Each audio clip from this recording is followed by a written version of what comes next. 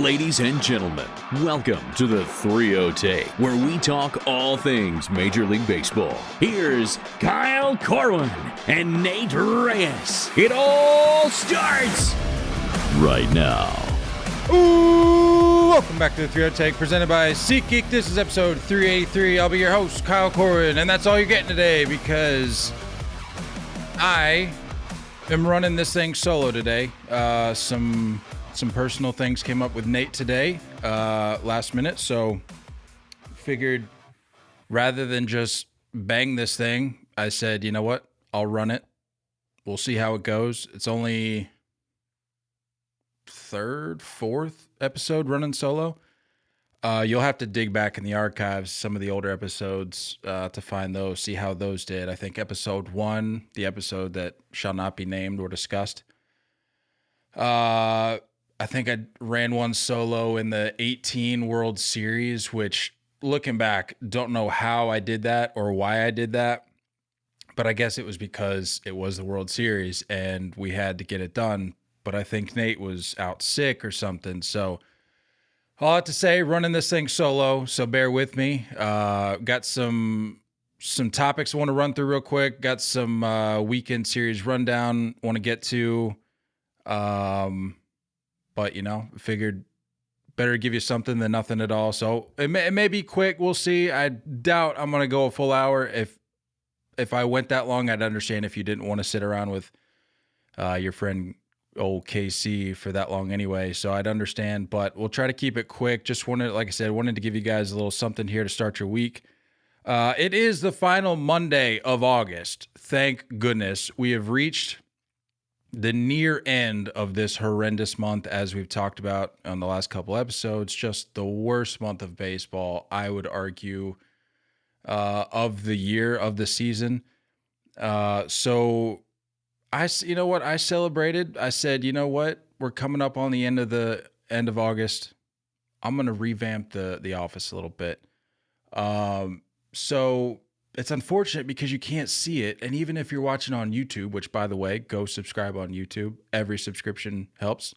Like I said, even if you don't watch our videos, every subscription helps. It's unfortunate because you can't see it. And unless I give some sort of like tour video, which I may end up doing, I think I did that at our apartment that we moved from into here. You know, it's just this nice little cozy guest room that I converted into an office. All you can really see is what's behind me here. But you know, put up some memorabilia, put up some pennants. It's looking good. I painted. It's black as you can see in the video. But really only had what was behind me painted up until this weekend. So took some time. Took the few evenings I had this weekend to go ahead and knock the painting out. So it is looking good, feeling good. It just feels better to be in here. So you know what? Maybe that was the push that I needed to run this thing solo. Off the top here, now that we got all that out of the way, now that we got all the housekeeping out of the way, a little buy sell as Nate and I have been doing the last few episodes. I am buying, and I'm not sure if you all saw this, I am buying this whole Brandon Hyde fantasy football thing. Like I said, don't know if you guys saw this. It was actually revealed to me like this morning. I didn't even know about it until I saw it, I think maybe on MLB Network or something. But Brandon Hyde, manager of the Baltimore Orioles, best in the American League, took to the batting cage this weekend as a way to determine his team's fantasy football draft picks, which I'm all in. He said the only thing I was really trying to do was avoid some injury. So he goes out. I think I read that he laid down a few bunts, took a few warm-up hacks, and then it was hot out of the gate for him. I think I read that Adley was the first ball because what they did is they wrote the names of the players on the ball. And whoever the order was determined by the distance of each guy's ball that he hit. And I think they said Adley's was first. And as you would imagine, first one out of the bucket, the first go at this thing for old Brandon Hyde. I don't like my odds if I'm Adley, but I think they said I read that he he like roped one out in the center, and like it wasn't too bad. But I'm all in on that, man. If you guys have listened to this podcast for any length of time, you know that I'm a huge proponent of managers that are in tune with their players and a part of certainly not, super buddy, because I definitely think there needs to be a distinguish, you need to distinguish who's in charge and who are the ones that are on the field, that product. There needs to be a little bit of a difference, but I'm all in on the managers that are the players managers that have their players back. Alex Cora, guys like that. A little bias there, of course, but Brandon Hyde, we can't sing this guy's praises enough. For the last couple years, we've been talking about how we were hoping that he would get this opportunity for having to ride out those couple garbage seasons with the O's, or few. I don't even remember how many it was, but to see him get this opportunity, to get this chance, I'm all about it, and I love to see that they're having a little bit of fun with it. So I'm buying absolutely Brandon Hyde's. I don't even know if it was his idea. I think I read maybe it was Adam Frazier's idea. I can't remember what I saw, but all that to say, love that. All in on that. Weekend series rundown. We'll get you through this real quick. Like I said, don't know how long this episode is going to take. Usually don't run this thing solo, as you obviously know. But we'll just get you through this and see what it's like on the other side. Right off the top here, Angels over the Mets. Mets avoid a sweep on Sunday and snap a 4-game losing streak. It was reported that Pete Alonso might be traded this offseason. In fact, I read reports that it's likely. I don't want to waste your time re-explaining my thoughts on how I feel about Pete Alonso, but look, that's a tough blow for Mets fans to have to digest, and I did see, credit to them, as you would expect, a lot of pro Mets fans in support of wanting to make this guy a Met for life, which, regardless how you feel about the guy, you can't dispute the numbers that he puts up. The guy's raw power is insane, as you could see by the deadlifting and the home run derby last year.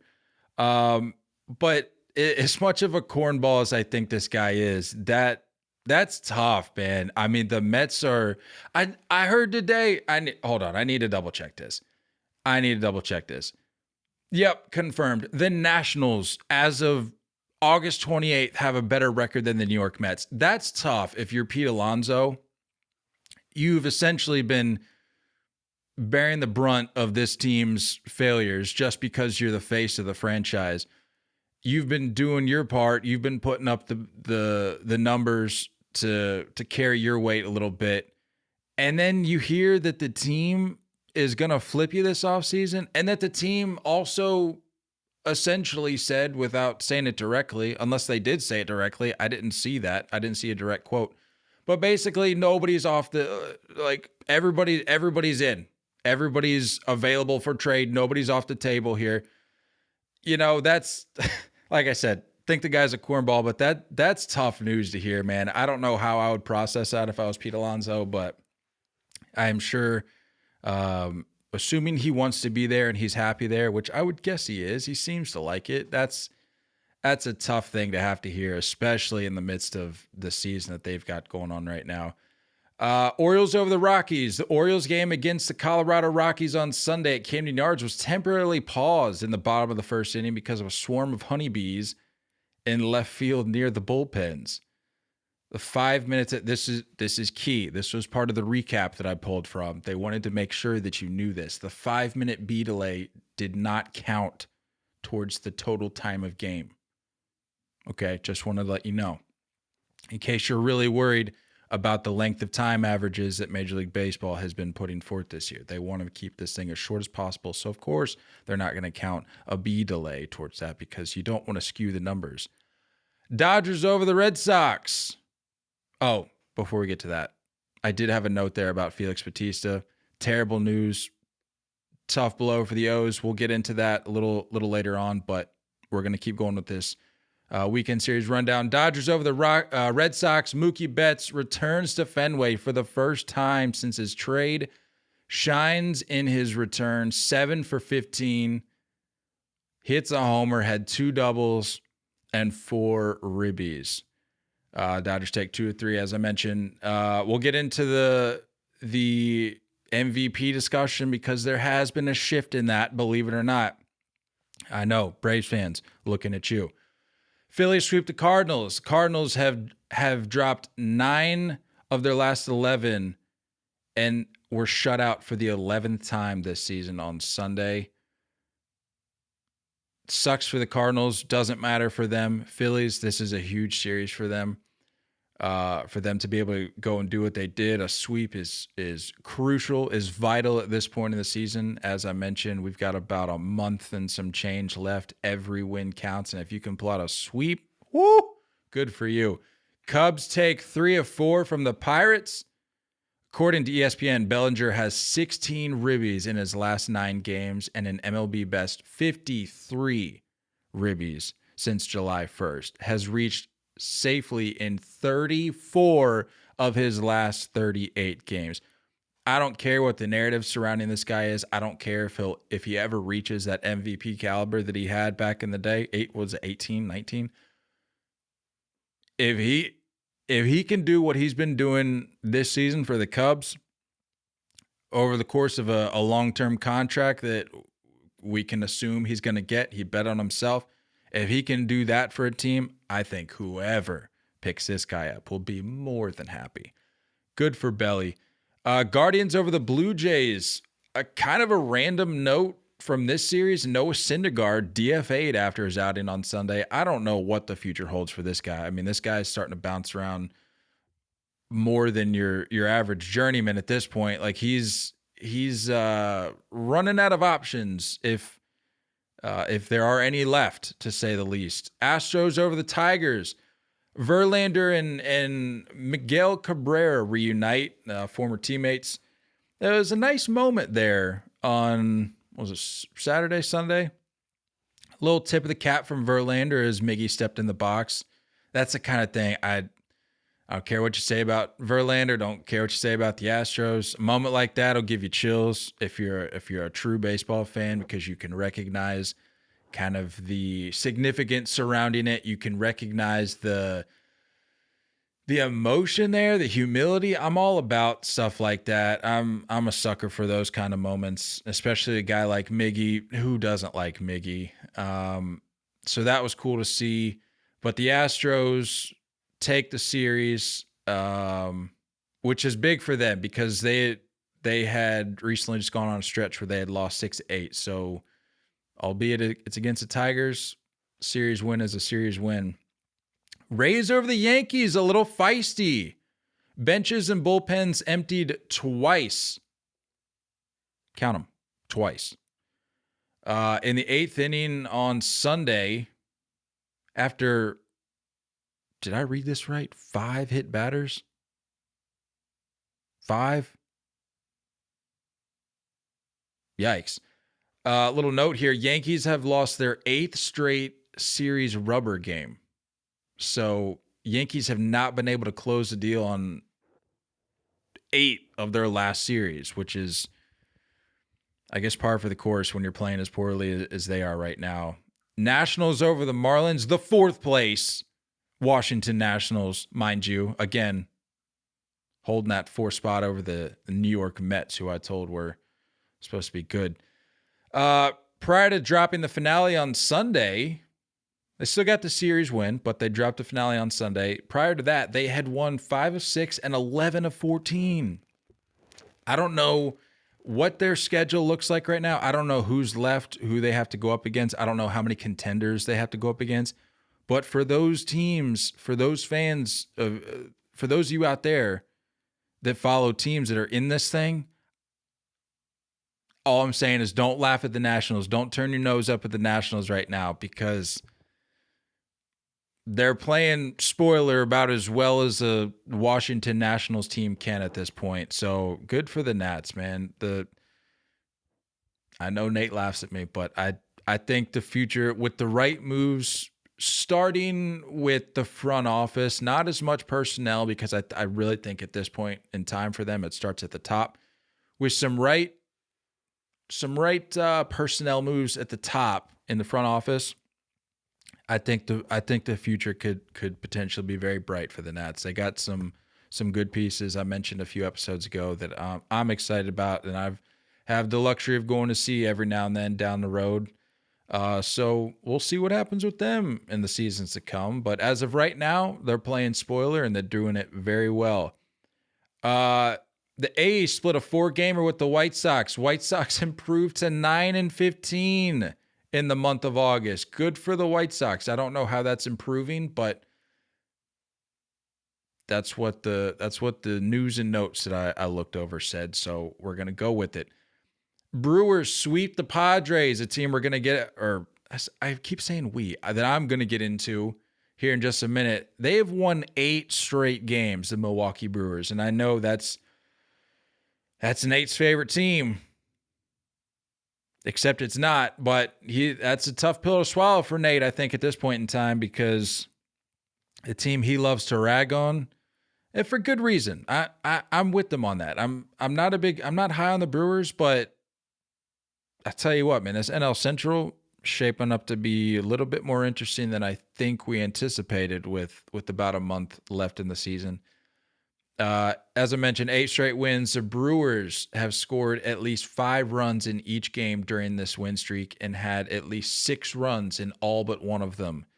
They had scored as many as 5 runs just 53 times in their first 122 games. So the thing that we like to get on them for, the lack of bat to ball, the lack of power, the lack of pop, the lack of run support for their pitching that we like to talk about so much, they're finally coming around. They've figured something out. Something has clicked for this Brewers team, and it's like I said, it's making the NL Central a little bit more interesting. Twins take 3 or 4 from the Rangers. The Rangers fall from the American League West lead. How about that? The Rangers had, in case you're wondering how long it had been, Rangers had held a share of first place in every day of the season except when they fell 1 game behind the Angels on April 8th. They've lost 9 of their last 10. Something needs to change, and something needs to change quick in Texas. I don't want to say it's the curse of Max Scherzer. I haven't even checked the numbers, don't even know how well he's pitched in the few starts he's had there since the deadline. All I'm saying is maybe take a look at the last 2 teams Scherzer's played for. How have those seasons panned out? How is this season currently panning out for the Rangers right now? It's not very good. I'm not writing the Rangers off by any stretch. Not a doubt. No chance. I'm just saying, I think a lot of people were chalking them up as the AL West champs back in like May. I think that was a little early. All I'm saying is something's got to change. D-backs take 3 or 4 from the Reds. I believe this was Nate's weekend series to watch. It was a good one, man. The D-backs take 3 or 4, as I said. They're currently holding on to the last NL wildcard spot. The D-backs lead Cincy by 1.5 games. The Reds fall to 9-15 in the month of August, while the D-backs, who began the month with 9 straight losses, are 12-12. So after a slide for the D-backs, starting to click it into gear a little bit. Mariners, the red-hot Mariners, sweep the Royals. But we're going to ignore that part. It's the Royals. But they still get the sweep. Hey, we talk about it all the time. You do what you got to do against teams like that, and they did. Mariners, with the sweep, take over sole possession of first place in the West. How about this for the Mariners? The latest the Mariners have had sole possession of first place in a season since August 24th, 2003. Over 20 years. It's been over 20 years since the Seattle Mariners held sole possession of first place of the American League West in over 20 years. Good for the Mariners. Good for the Mariners. Red hot Mariners, that is. The Braves over the Giants, wrapping it up here. The Giants won for just the 6th time in their last 20 games. I think we were kind of onto this before it actually happened. We were not high on the Giants. As I mentioned, won for the 6th time in the last 20 games, and they have since fallen out of a wild card position. And it says that I don't even remember when did they hold a top wild card spot? Can somebody help me out with that? I don't remember the last time they held the top wild card spot. For the last week, 2 even, it's been Philly. It would have had to have been prior to that, no? Right? Am I remembering this right? Surely it couldn't have been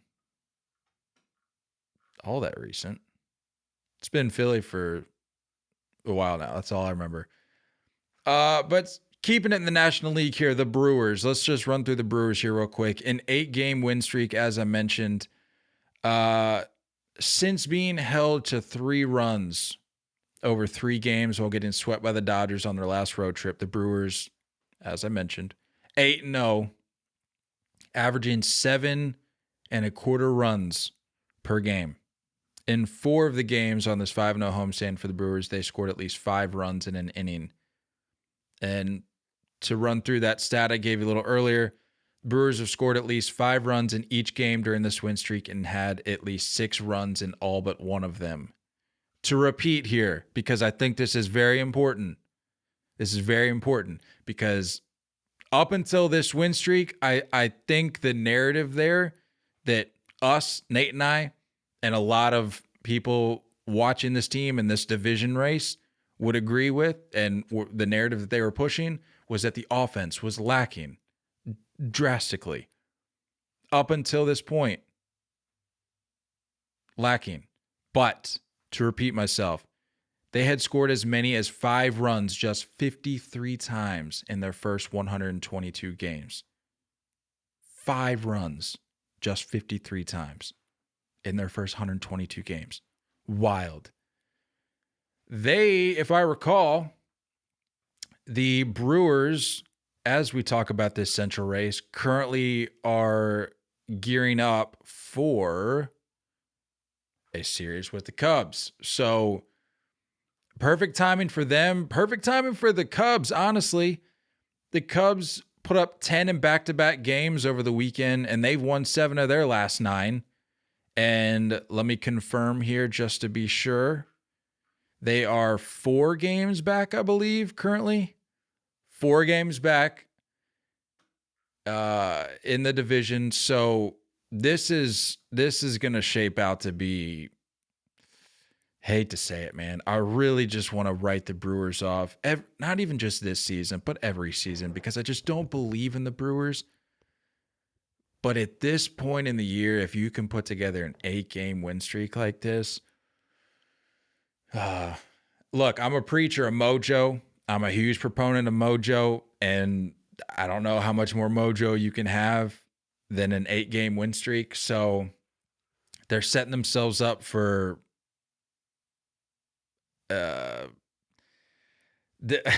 this September, man. It's gonna be spicy. The Cubs seemingly kind of came out of nowhere. I don't even know how many Cubs fans believed in this Cubs team coming into the year, and alas, here they are.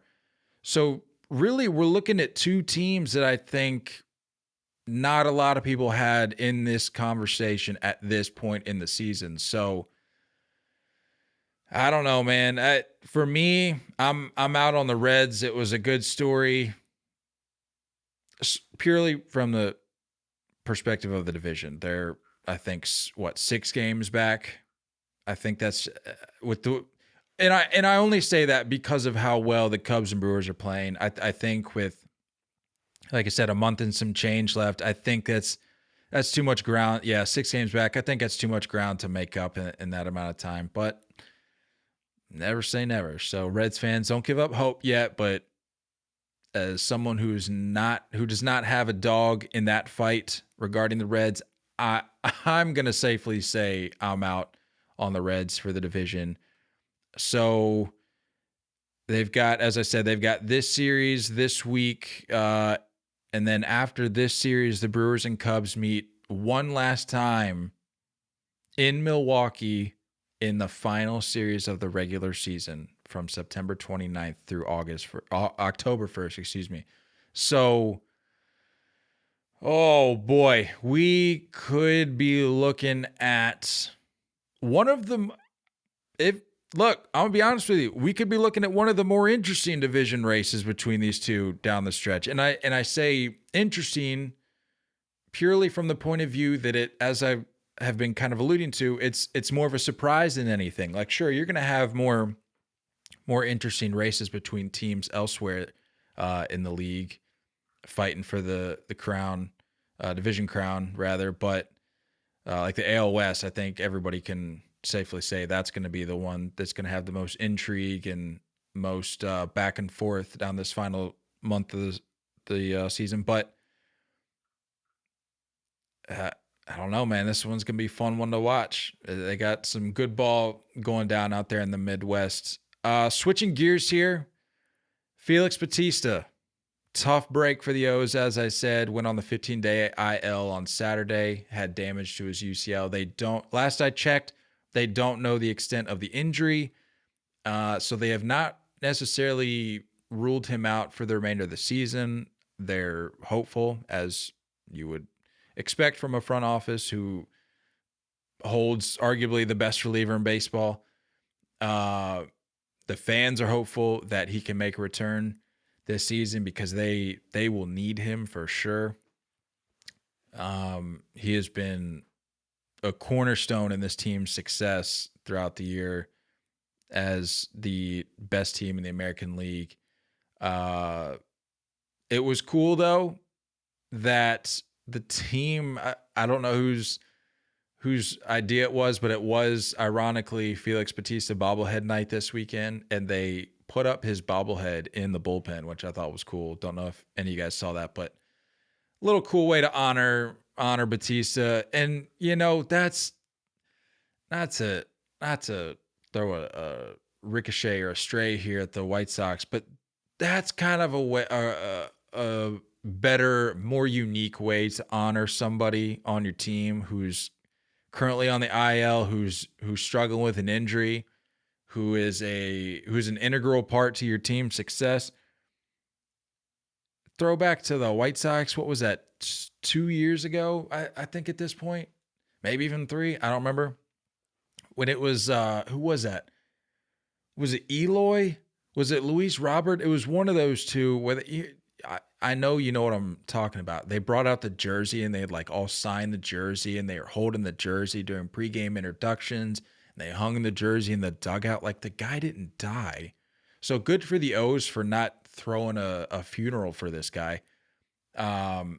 Just, you know, little fun way to kind of keep the vibes high, keep some variation of Felix Bautista in the bullpen, even though it's a bobblehead. I thought that was cool. But on the year, Bautista's 8-2 with a 1.48 ERA. He has 33 saves and 39 opportunities. We have seen a little bit of a slide over the course of, I don't know, say few weeks maybe, where he has had a few blown saves, I believe. I don't know if that's overuse. I don't know if that's too many consecutive high leverage situations without much of a break. I don't know if Hyde is going to that well too much, especially in games maybe that they don't need as badly, such as a non-division game. Maybe they're up 3 versus up 1. I don't know. I don't know the extent of or the reasoning rather for his struggles as of late. But all in all, though, still throwing well, still one of the best in the game. And as you would expect, this is just brutal news for the O's at this point. But again, hopeful he can come back. Yenier Cano did get the save on Saturday, the game after, because I think he went on. Yeah, the injury for Bautista happened Friday night. goes on the IL Saturday. Cano immediately gets the save on Saturday, which you love to see. Like, you love to see a guy step into a situation that you know you're going to have to rely on a lot more, especially in even more higher leverage situations, because he's obviously a late inning guy. He's inherently going to get some high leverage situations, but now that you're presumably slotting him into that role now, you're going to have to rely on that a lot more. So good on him for getting the save Saturday. He did get charged with the loss on Sunday, which you love to see the save on Saturday if you're a Nose fan. Hate to see the loss on Sunday, but, you know, maybe a little bit of a learning curve sliding into that role for him, especially after watching his buddy go out there just about every night and get the job done. He does now, Cano rather, has 5 saves on the season. He's got an ERA of 1.57, so just something to keep an eye on if you're an O's fan.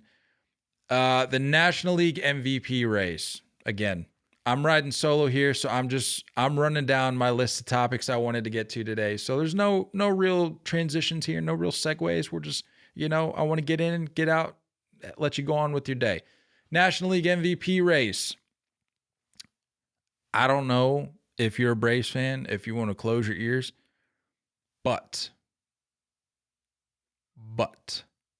according to DraftKings Sportsbook, Mookie Betts has slid in. I don't even want to say slid in because that's almost insulting to the season he's put up thus far. He is simply dominated, overtaken his way to the top spot in the National League MVP race. All of us, including myself, had Acuña at the top of that list. Not so fast. Not so fast. It's all up for grabs at this point. Albeit Mookie is at the top, I could see any one of these names getting it, and they would be more than deserving. Shout out to MLB Metrics on Twitter.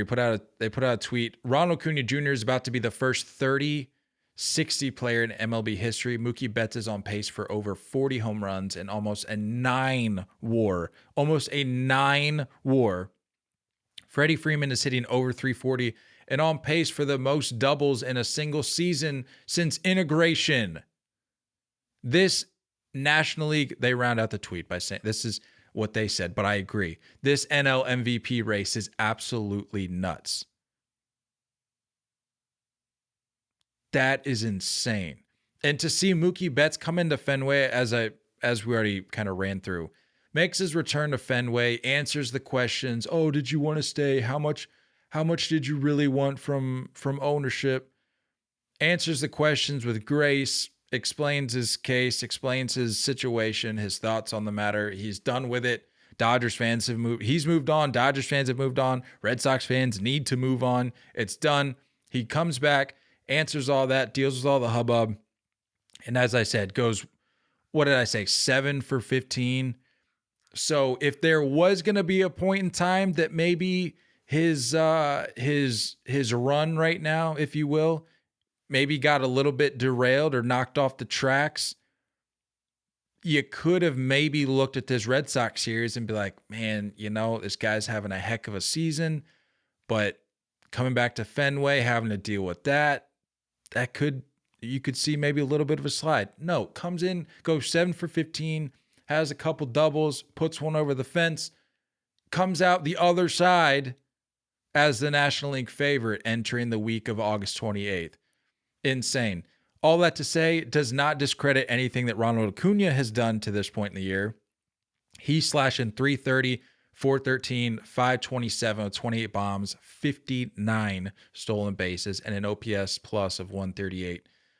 Just to go back just real quick, Mookie Betts is slashing 315, 407, 611 with 35 home runs, 10 stolen bases, and an OPS plus of 171. Freddie Freeman, he's hitting 341. We gotta pull this up. He's hitting so well that something that I don't feel like is being talked about enough right now, but if we're being honest, if we're looking at the numbers, Luis Arraez, that that whole narrative kind of fell off with the whole batting average thing, if we're being honest. And again, I know a lot of people don't care about that, which is fine. But if you are into batting average, if you're into that kind of thing, which I am, Nate is, we're still a little old school in that regard. Luis Arraez is hitting 350. So as much as we talked about Luis Arraez, and it's safe to assume that a slide was inevitable. Like it just wasn't sustainable to be hitting 410, whatever he was hitting at that point in time. Freddie Freeman is now 9 points behind Luis Arraez. So this guy could win the batting crown. We had him in the MVP conversation, but we're not even talking about the fact that he could win the National League batting crown over Luis Arraez. Are you kidding me? This National League, I'll say it again. I'll repeat MLB metrics on Twitter. This National League MVP race is insane. Getting back to the slashes. Freddie Freeman, 341, 417, 514, 23 home runs, 17 stolen bases. How does Freddie Freeman have more stolen bases than Mookie Betts? That doesn't make any sense. No, I don't believe that. Does Freddie Freeman have how many stolen bases does Freddie Freeman have? There's no way. There's no way, right? As a first baseman, come on, there's no way. Sure enough, 17. I'm an idiot. I should have known this. 17 stolen bases, Freddie Freeman, and an OPS plus of 167. If I'm just looking at the eye test here, and I think the odds reflect this as much, and I think it's safe to assume here, Freeman of those three probably stands the most outside chance. I think when MLB Network does their little award announcement ceremony thing where they got all the guys up on the screen, I think the two guys that are going to be sweating the most, Mookie Betts, Ronald Acuña Jr. I think Freddie Freeman's just going to be there. He's going to be happy to be there. He may even have a batting crown in his back pocket at that point in time. But at the rate it's going right now, I'm thinking it's between Mookie Betts and Ronald Acuña. It's not groundbreaking. I'm not saying that to be like, I have some inside data here. I don't. I'm just looking at the eye test. I think it's between those two. And I think it's going to be a heck of a race. I mean, these are two guys. Mookie is going to be looking for his second MVP. Acuña is still looking for that elusive first MVP.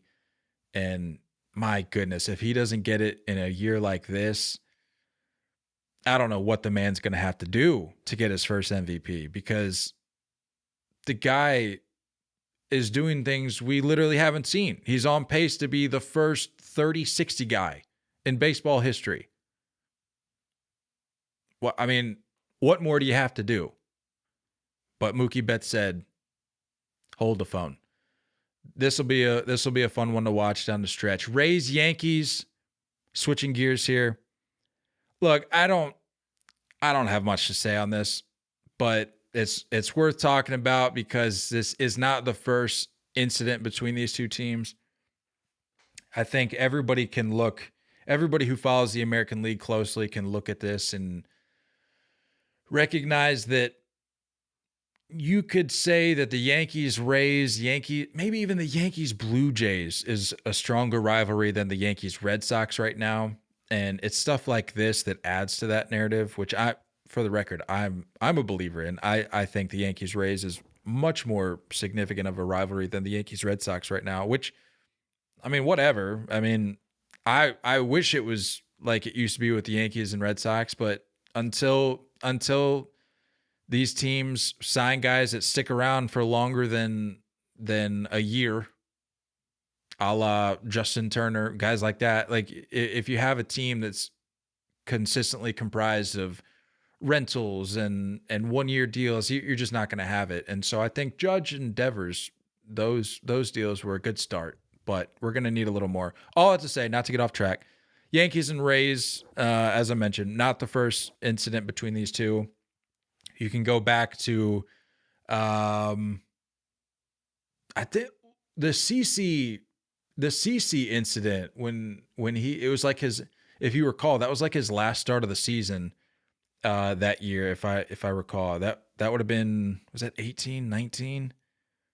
I don't even remember when he retired, but it was the last start of whatever season he was in, I believe. And he needed to reach, I think it was an innings minimum to get like a $500,000 bonus. It's a pretty interesting story if you're not familiar with it.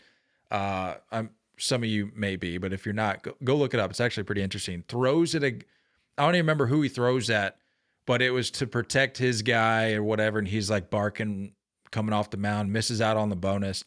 But you've got that incident. You've got, what was that? Aroldis Chapman and Mike Brasso, friend of the pod, Yankee killer. Brasso just taking him deep that would have been 2020. That was like the weird postseason because that was in San Diego, if I recall, Petco Park. So there's been just a lot of throwing at heads, a lot of bench clearing situations between these two teams. And as I mentioned, there was 2 on Sunday. I think it was right. The finale, 2 on Sunday. But the highlight of all of this was Brandon Lau's comments after the fact, making waves a little bit. Brandon Lau comes out and I don't have the direct quote here, but to paraphrase, he basically said that we're dealing with the last place team versus a team in contention. They're not worth our time.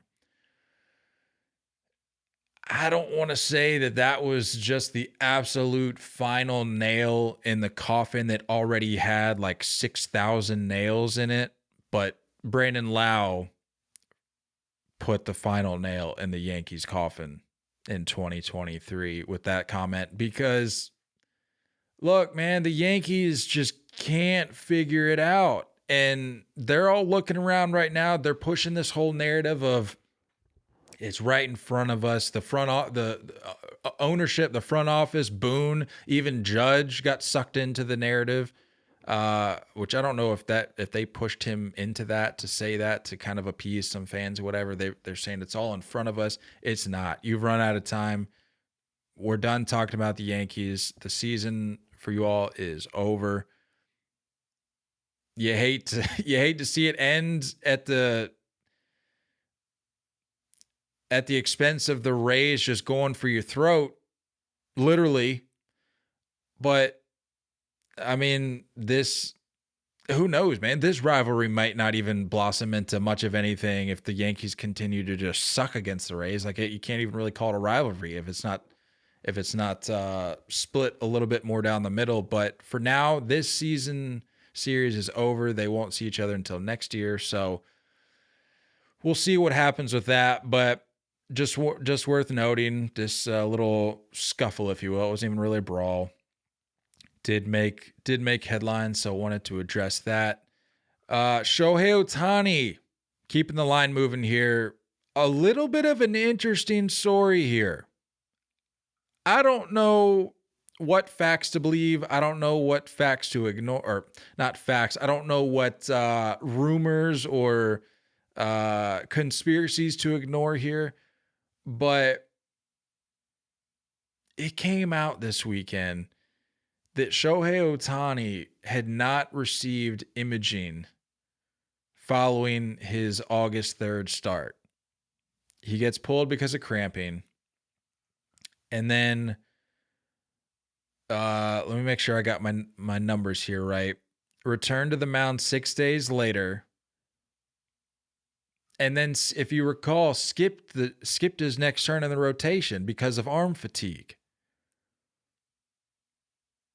You hear that headline and you go, okay, Angels, what are we doing? How do you not take care of the greatest player in the game, the greatest player on your team? How do you not handle this? How do you not stay on top of his health, stay on top of the tests that need to be run, the imaging that needs to be done? How? And then it comes out, which again, don't know if I believe this, although I thought about it and it seems like it's pretty clear why this was the case. But it came out that Shohei Ohtani had declined imaging. And you probably, if you're not familiar with it, you're probably wondering, why would he do that? Why wouldn't you want to make sure your health is up to 100% and make sure that everything is checked out, everything is clear, everything's good to go, so you can get back to doing what you're doing during this magical season. I read that it wasn't just Ohtani, but rather that it was his camp, which then leads you to believe, okay, they didn't want anything. They didn't want any red flags popping up in pursuit of this contract, because if something comes up, if you say, if you give yourself up to the test, you say, okay, let's do what we have to do. Let's go into the back room. Let's run the exams. Let's do what we have to do to rule anything out. If something does pop up, if a red flag pops up, that only further damages your case come this offseason in pursuit of what I think we can all assume is going to be the largest contract in baseball history. Any red flag, ownership groups are all just licking their chops with every little ding to the armor that Shohei Ohtani reveals, because that means that, sure, like it's common sense. Sure, you're still going to want Shohei Ohtani, but that we just talked about last episode, maybe the one before that. Everything that comes out like this is one less thing that you have to account for when you open up your checkbook. You say, well, look, in a perfect world, this is the perfect package here. But you've got this test that shows that a little bit of damage to the UCL, tear even. If something else happens throughout the remainder of the season that further decreases his value, owners, it's sick. I know it sounds weird, but they're loving this. They're loving this because they're going, well, of course we're gonna hope for a healthy Shohei when we get him. Like, we're gonna do what we can to sign him and to get his health back up to as close to 100% as we can, following any sort of surgery that needs to take place, whatever. And it's just like arbitration. You're gonna throw out everything that you think is wrong with the guy, and you're gonna give the Angels, you're gonna give Shohei every reason to believe like he's damaged goods, even though he may not be. But that's how you get your foot in the door in this conversation. That's how you position your organization in a place that you can attain a guy like Shohei. And who knows, as this story with Shohei develops throughout the remainder of the year, again, if something else happens, like if there's another minor injury that maybe puts him on the shelf on the 10-day IL or something, 15, whatever, this may open up the field to some other bidders who maybe previously weren't in this when their projected contract was going to be $500, $600 million. Who knows? If this gets dropped down $100 million or even more, that may change the whole landscape here with the Shohei sweepstakes. So it'll be an interesting thing to see, but just kind of I don't want to say shady, but just like a very peculiar story to come out this weekend, hearing that Ohtani and their camp decline imaging. It just, I don't know. You just hate to see it for the Angels. You hate to see it for Shohei. It's just a no feel good story whatsoever. No good feelings here at all.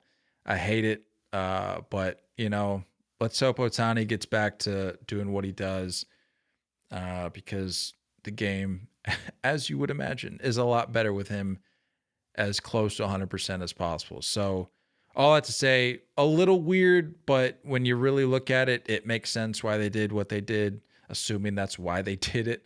But just strange. That was really all I wanted to run through. It seemed like a lot to me. You may be thinking otherwise, but again, running this thing solo here, I think I went a little longer than I thought I would. So I don't know if that's good for me for kind of I don't want to say milking the clock here, but making the most of my time, or if maybe I just rambled on and you're just going, God, when is this episode over? When can we get Nate back? Hopefully Nate will be back this Thursday.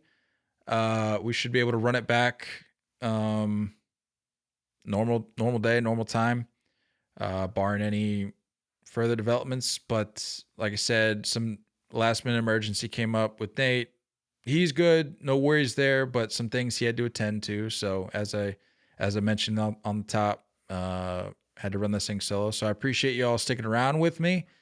As always, just running through the checklist here. And I genuinely mean this. This isn't just like a box I'm trying to check off here, but really would appreciate if you guys would subscribe on YouTube. Again, you don't have to watch our videos. If you just subscribe, we're trying to get to 1K on there. Once we do that, we'll be in a good spot as a brand, as a podcast. So any help you can provide there would be greatly appreciated. And as always, use our promo code for SeatGeek if you're trying to make it to a game this last month of the season, or even better, if you're a fan of a team that's in contention and you're looking ahead to maybe some postseason tickets, use our promo code if you haven't already, 30TAKE. It's THREEOHTAKE. It's our social handle in case you didn't hear it or you don't want to rewind. It's our social handle. I think it's all caps. I don't know if it really matters if it's all caps, but if it doesn't work for you, try all caps. Again, that'll save you $20 off your first purchase on SeatGeek, and you can save that cash the cash that you save, you can put towards a dog, you can put towards a beer, whatever you fancy. And again, it doesn't even have to be at a baseball game. You could go to a concert, you could go to a festival. We learned earlier this month that you can go to the circus on SeatGeek. It's all there for you. They have millions of events, millions of options. They got something for you. They got something for the whole family. So use our promo code 30TAKE to save $20 instantly. As I mentioned, that's about all I really wanted to get to. If you made it this deep, I appreciate you. I love you. I thank you for sticking around with me. Again, this is like my third or fourth solo. It's always an interesting situation, but it's a Monday. I wanted to give you all something to get your week started rather than nothing at all. So again, if you stuck around this long, I appreciate you, and we will see you all Thursday.